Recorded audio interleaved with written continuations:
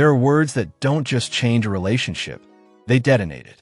Words so revealing, so brutally honest, they rip the mask off the person you thought you knew and expose the truth hiding underneath. Once you hear them, there's no unhearing them. These aren't emotional outbursts. They're confessions in disguise. And if you're wise, you'll recognize them for what they are, the moment your relationship quietly dies. Today, we're diving into 6 phrases that should make you pause, pack your bags, and never look back. These aren't just red flags. They're psychological landmines, each one revealing manipulation, entitlement, or deep-seated resentment that makes love impossible. This isn't about blaming men or women.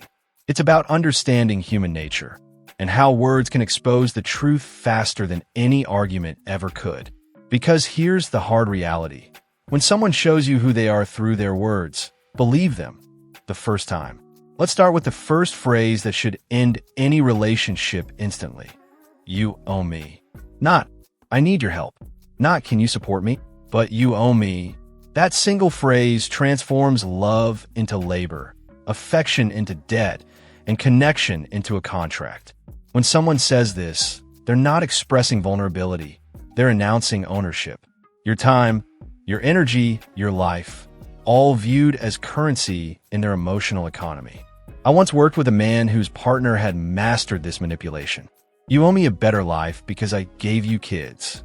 You owe me happiness because you're my husband. You owe me luxury because I'm still here. Notice the theme? Her love was a business transaction. He wasn't a man. He was a service provider with feelings she refused to acknowledge. And here's the dark truth about people who use this phrase. The debt is never paid. You give, they demand more. You sacrifice, they move the goalpost. You exist, and somehow you owe them for it. It's emotional extortion, a one-way debt system where your love is the collateral. When someone says, you owe me, what they're really saying is, I don't love you. I love what you provide. They're telling you your worth depends on how much they can extract from you. And the moment you stop giving, the love vanishes. Because entitlement isn't love, it's hunger disguised as affection. Now, let's flip the coin. Phrase number 2, I don't owe you anything. At first, that might sound empowering, but context is everything. In the wrong mouth, those words are poison. They're not setting boundaries. They're erasing accountability. Picture this. You ask your partner not to text their ex at 2 a.m. They smirk and say, you're not my owner. I don't owe you anything. You express discomfort about their behavior, and suddenly you're controlling, insecure, or toxic. But what they're really saying is, your feelings don't matter. They want all the benefits of a relationship, affection, support, stability, without any of the responsibility that comes with it. They'll take your love, your time, your loyalty, but the moment you ask for respect, they shut down behind a wall of emotional independence. One of my clients lived this nightmare. He worked himself to exhaustion funding their lifestyle. But whenever he needed empathy, she'd say, I'm not your therapist. I don't owe you anything. It wasn't freedom she wanted. It was dominance without duty. Then there's the third phrase, a verbal grenade disguised as a joke. All men are trash. It sounds casual, even trendy, until you realize what it really means. When someone says this, they're not talking about men in general. They're talking about you. They've already written your story before you've done anything wrong. You're guilty by gender. Every mistake, every flaw, every human moment becomes proof of what they already believe. You're not dating a person anymore. You're fighting their past trauma, their exes, and their cynicism. You forgot to take out the trash? Typical man. You didn't read their mind? Just like all the others. See the pattern? They're not with you. They're with the ghost of every disappointment they never healed from. And that's the hidden power of words. They reveal where someone's heart truly lives. In gratitude or in resentment. In love or in control. So pay attention. Because sometimes the most dangerous thing a person can say isn't shouted in anger. It's whispered in truth. Working late in order to deliver. Men who are married to their jobs also exhibit emotion. Men are incredibly frail. Don't be emotional. Men lack emotional stability. The woman is claiming to be a professional victim when she asserts that all males are garbage. We have all been harmed before, haven't we? However, she has decided to make victimhood her identity rather than seek healing. She engages into relationships to support her claim that men are awful, not out of love. Her companion isn't you. You will be her next letdown. She is already crafting the narrative about how you will let her down. I've witnessed men squander years attempting to demonstrate their uniqueness and differences from other males. Here's the reality, though. Someone who is determined to perceive it cannot be dissuaded. She'll wait for you to prove her correct, and you'll wear yourself out trying to be flawless. And you realize that all men are garbage when you unavoidably commit a human error. I was aware. This expression also betrays a serious lack of responsibility. She is not accountable for her relationship decisions or actions if all guys are garbage. She doesn't choose unattainable men or start arguments. It's that guys are evil by nature. Because of her external locus of control, she will never mature, adapt, or accept accountability. Because of your gender, you will always be held responsible for everything. The fourth sentence that ought to make you run. You see, I'm simply a female. This person does not recognize biological distinctions. This person uses their gender as a justification for any actions they take. Forgot a crucial detail. I'm only a girl. Purchased shoes using the rent money. Women are like that. Had a public tantrum. Being a woman makes me emotional. This phrase is a combination of manipulation and weaponized ineptitude. The individual making this claim has chosen to exonerate themselves of all responsibility due to their gender. Their genetics allow them to be careless, deceitful, cruel, and manipulative, and all of this is justified. They will use it each time their behavior is criticized, since it is the ultimate get-out-of-jail-free card. The way that this plays on protective impulses is especially pernicious. A lot of males are brought up to look out for and support women. Manipulators are aware of this. They're taking advantage of your socialization to get out of trouble by playing the defenseless woman card. Observe, however, that they are powerless unless it serves their interests.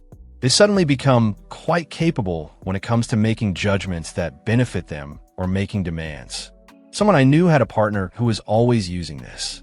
After making poor financial choices, she would claim, "I'm just not good with money. I'm a female." After starting arguments, she would claim, "I'm just emotional. That's just the way ladies are." At the age of 38, she identified as a girl and accepted no accountability for anything. The process of infantilization was planned. She wasn't held accountable, and neither are children. The fifth sentence that demonstrates genuine character. You would if you like me. This is straightforward emotional blackmail. It involves using your love as a weapon against you. You would purchase that purse for me if you truly loved me. You wouldn't attend your friend's wedding if you loved me. You would give me access to your phone if you truly loved me. It's deception masquerading as romanticism. This person doesn't believe in your love, in my opinion. They think you can be of use. For them, love isn't about caring or relating. Compliance is the key. Each demonstration of your affection only makes the following test more difficult. Purchase the bag, which is now a car. Skip the wedding and is now completely severing that friend's connection. Granted phone access. Now, tracking apps are used. A no-win scenario is created by this phrase. You may either cooperate and gradually lose yourself, or you can refuse and be accused of not loving them. Here's the reality, though. A person who truly cares for you would never put you in that situation. Real love doesn't need to be demonstrated by sacrifice all the time. True love trusts instead of testing. I've seen men go broke attempting to win over someone who sees love as a commodity. One customer sold his father's watch, which was a family heirloom, because he believed that if you loved me, you would put our future ahead of an antique watch. She left him for someone wealthier 6 months later. He ultimately realized that it was never about love when the watch, the money, and she were all gone. The sixth and most illuminating phrase is "just leave then," which is used as a punctuation for any disagreement and is frequently used during arguments. The relationship is being held captive by this individual. They're informing you that you have two choices: total obedience or desertion. There's only their way or the highway. No dialogue, no compromise, and no problem solving. Here's something they don't anticipate, though. For you to really go, due to the fact that this sentence is typically a fake, a manipulative technique intended to lead you to worry and agree. They are placing bets on your love for them, your commitment to the relationship, and your dread of being alone. Instead of calling them, they're betting that you'll fold or bluff. When someone consistently says, just leave, they are not appreciating the relationship. Control is important to them. To win a debate, they will do whatever it takes. Instead of being together, they would like to be correct. This ultimately turns into a self-fulfilling prophecy. If you say it often enough, your partner will eventually see that you're correct. They ought to simply go. She would say this all the time when I was counseling a couple. If you don't like it, leave was the conclusion of every argument. Fearful of losing her, he would always back down until one day he gave a simple leave of absence ultimatum over a pointless issue. Instead of her show, he preferred to watch the game. All right, he said, and gathered his belongings. Her expression of disbelief was telling. It was never intended to be authentic. It was intended to serve as a control lever. These 6 expressions are more than simply words. They are worldviews. You owe me, someone says, viewing you as a resource. They view you as optional when they say, I owe you nothing. All men are trash, they say, viewing you as a doomed failure. I'm just a girl, they say, implying that accountability is optional. Saying, if you loved me, they're using love as leverage. They perceive the relationship as a power struggle when they tell you to just go. Let's now discuss why these expressions are so harmful. They are progressive to start. Usually, they don't begin with these obvious claims. It starts out quietly with clues, recommendations, and implications. You have already been conditioned to tolerate these things by the time they feel safe expressing them publicly. You're done. The frog has been slowly simmering. Second, intermittent reinforcement frequently goes hand in hand with them. There are lovely, loving, and even apologetic moments in between these poisonous words. That wasn't how I meant it. I love you, you know that. I'm simply anxious. Trauma bonding is produced by this. You get dependent on the positive experiences and are prepared to put up with the negative ones in order to obtain them. Third, they take use of your positive traits. Your wish to help turns into a duty. Your ability to forgive turns into an enabling. Your affection turns into power. Your dedication turns into incarceration. The same qualities that make you a terrific mate are used against you. Fourth, society has accepted them as normal. Women are seen as sassy or powerful when they say these things in romantic comedies. Social media honors the idea that he could do anything he desired. Men are taught that true men put up with this. The poison turns become the norm. It becomes acceptable to be abnormal.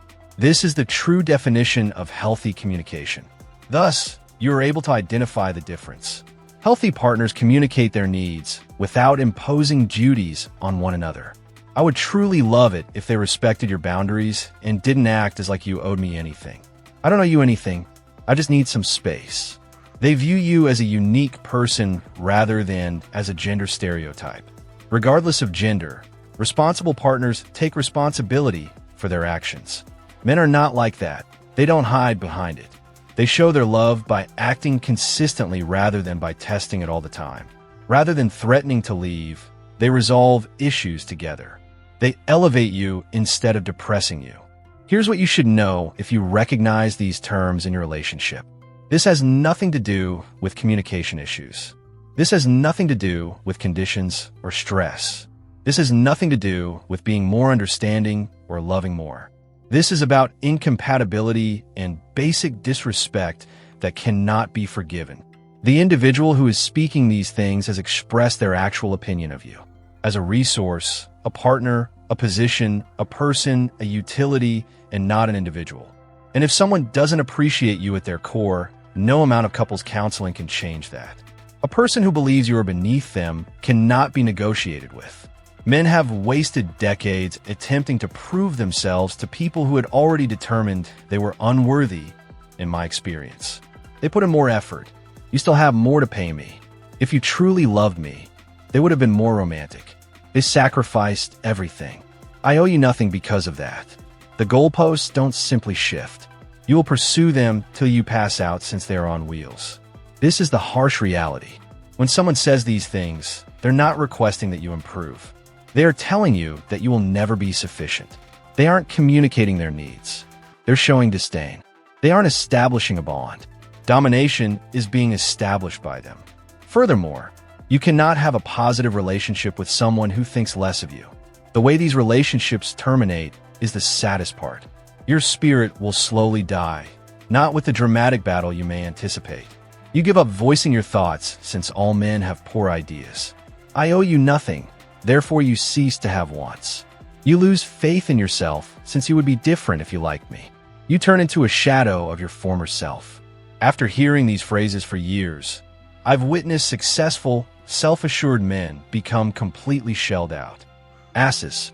They doubt their own sense of reality. They're sorry to be here. They're appreciative of crumbs of love. They feel that this is what they deserve because they have been so completely destroyed. The psychological harm is severe and persistent. Here's what occurs, though, if you ultimately reject these statements. Your life starts over. You recall what it's like to hold significant opinions. You rediscover hobbies that you had previously hidden.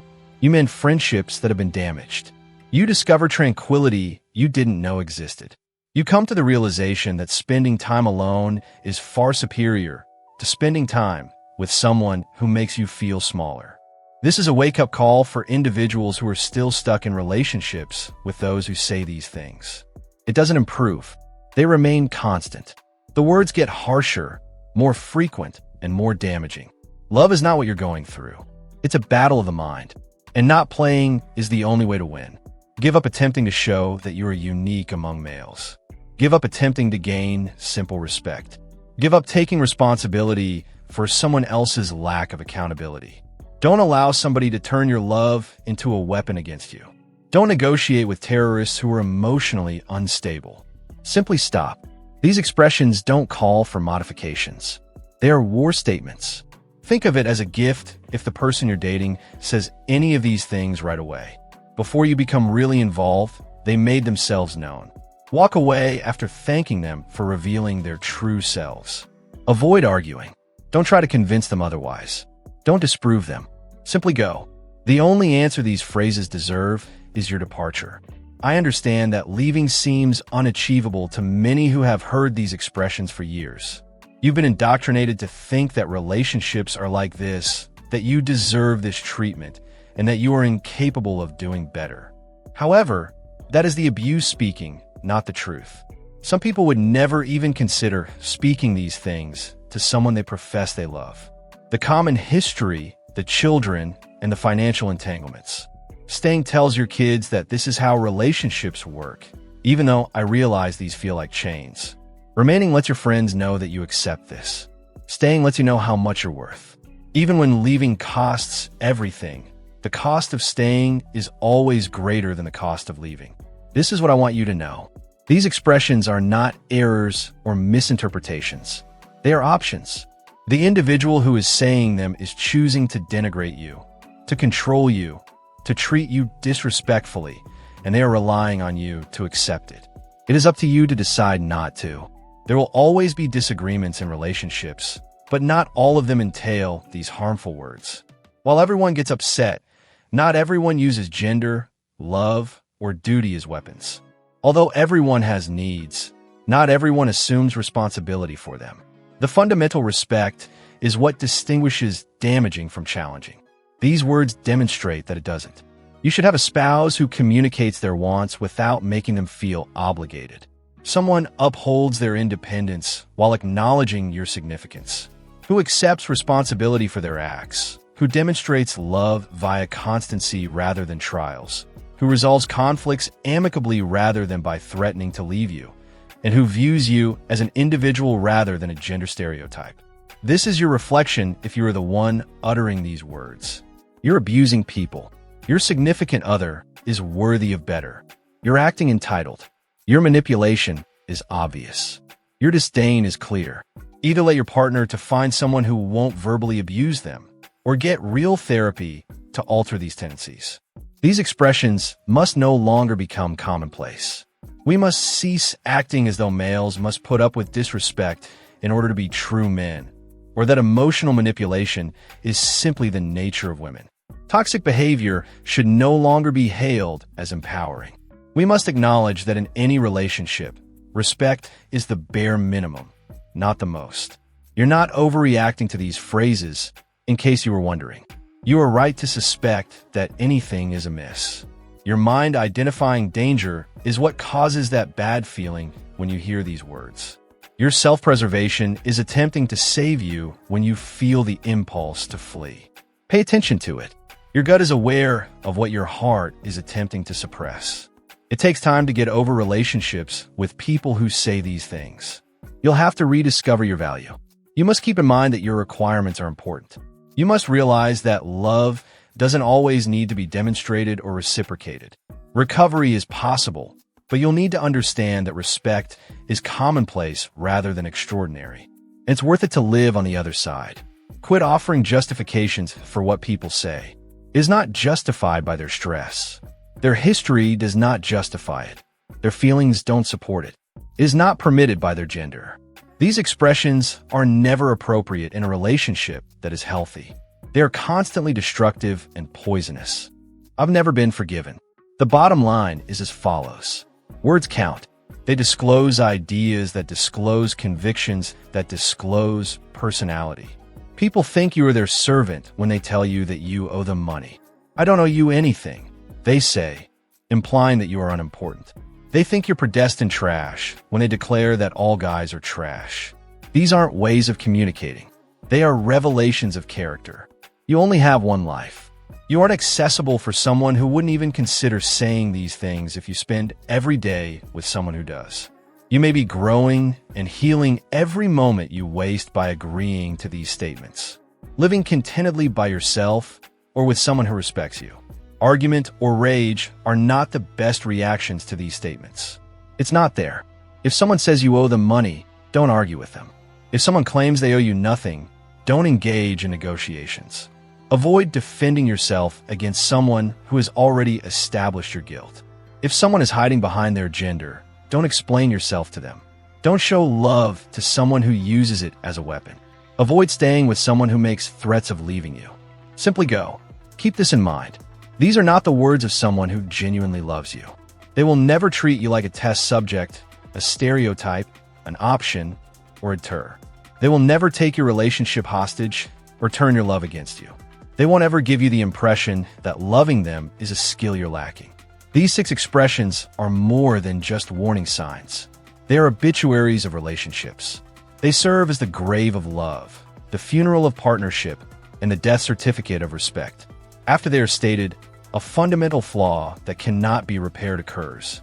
The only thing left to decide is whether you'll go to the funeral or continue acting as though the relationship is still going strong. I'd like to talk to you. Have you heard these words before? What impact do they have on you? You knew they couldn't be forgiven when? Post your experiences in the comments section to assist others in identifying these trends, not to disparage anyone. Sometimes the confirmation you need to make the decision to choose yourself comes from realizing that others have gone through exactly what you are. The opinions of others do not define your value. The fact that someone cannot see it doesn't diminish your worth. You don't have to put up with rudeness if you love someone. Your dedication does not entail putting up with mistreatment. Your life should be enhanced by your partnership, not diminished. Furthermore, saying these 6 phrases adds nothing and subtracts everything. You have an option. Either accept these words and live a life of devaluation, or reject them and take back your value. You may either leave and find who you are, or you can stay with someone who says these things and watch yourself vanish. You can choose to forgive the unforgivable and allow more of it, or you can choose not to forgive and break away from it. The words have been spoken. Now everything depends on what you do next. Music